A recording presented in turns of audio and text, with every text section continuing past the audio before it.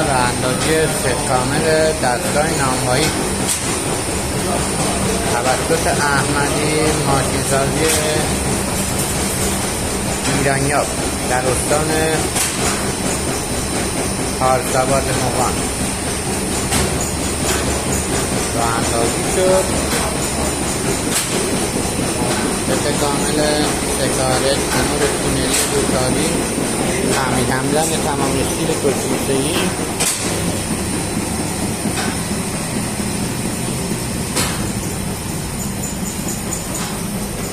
هم شرکت نشونه آقای زارعی در تفاوی های زارعی آقای شکری.